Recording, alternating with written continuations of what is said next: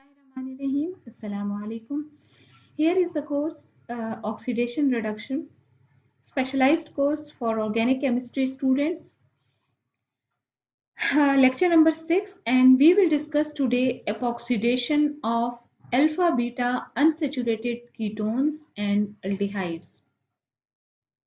So this special type of oxidation reaction with respect to these substrate will be discussed in this lecture.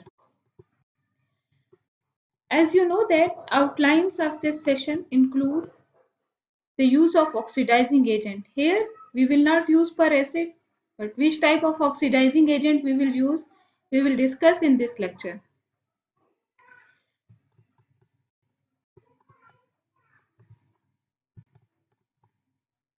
First of all, epoxidation. You know that epoxidation is the insertion of oxygen across this carbon-carbon double bond.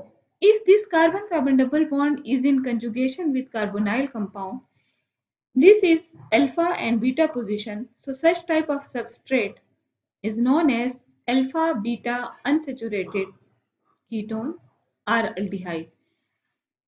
इसके लिए epoxidation जो है वो थोड़ी सी different होती है from isolated double bond which was discussed earlier. So if you want to oxidize only this carbon-carbon double bond which is in conjugation with carbonyl group, either in case of aldehyde or ketone, you have to take hydrogen peroxide as an oxidizing agent in sodium hydroxide or alkaline medium, and you will get epoxy ketone. In this case you will get epoxy ketone, and the reaction is known as epoxidation, and this is the epoxidation of this substrate alpha beta unsaturated ketones or aldehydes. Here is an example in which this phase transfer catalyst has been used. Here we have used phase transfer catalyst PTC. This is the structure of phase transfer catalyst which is used in this case. Why we need to use this catalyst? This is due to the fact that if we carry out epoxidation of such type of substrate, as there is electron withdrawing group and it is in conjugation with this one, so it is not easy to epoxidize this one. Another thing is that the base is insoluble in it, and we need some phase transfer catalyst which can activate this reaction. So as base is insoluble in DCM and non-compatible, so these two are the reasons that instead of per acid we use hydrogen peroxide. Per acid, with a per acid you cannot epoxidize this type of system. So if you want to epoxidize this carbon-carbon double bond which is in conjugation with this system, you have to use this hydrogen peroxide in sodium hydroxide.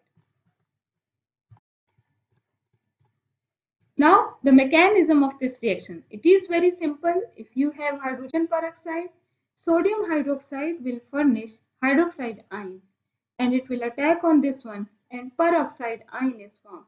That peroxide ion is very reactive. It will attack over here, 1,4 addition type reaction take place, and then this double bond will insert this oxygen and this bond is broken down and you will get this type of epoxy ketone.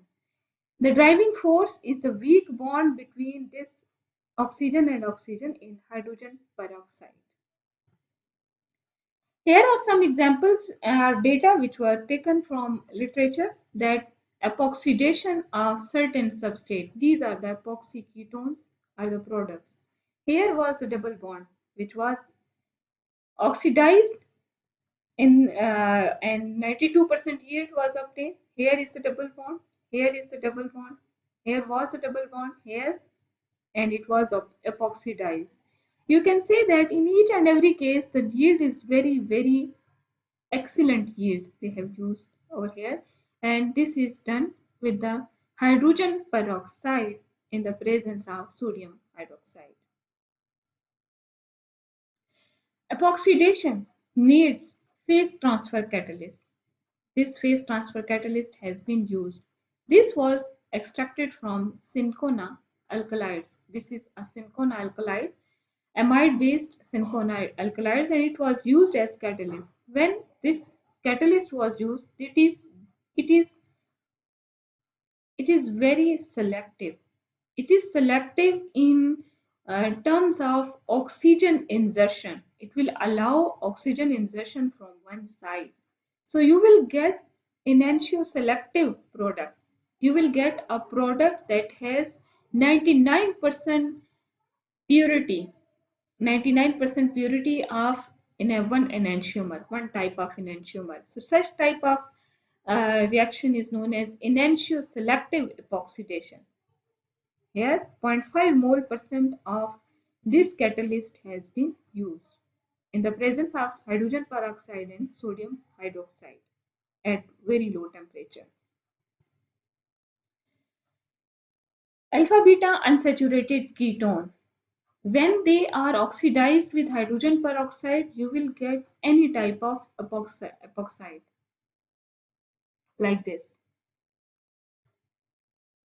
However, with the use of this one, this is, you can say, malonic ester, tertiary butyl C double bond O Na, sodium salt of this malonate.